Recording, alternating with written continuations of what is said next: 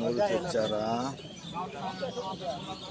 বেগুনের চারা, মিষ্টি কুমড়ার চারা, শশার চারা,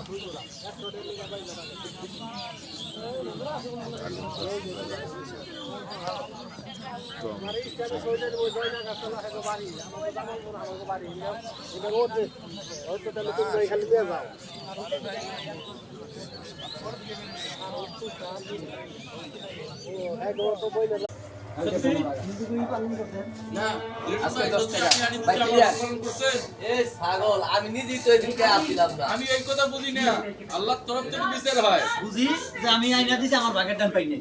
না, আল্লাহর তরফ থেকে বিচার হয়। জিনিসটা দিয়ে রাখছিলেন পরে যাইয়া হইয়া আসছিলাম।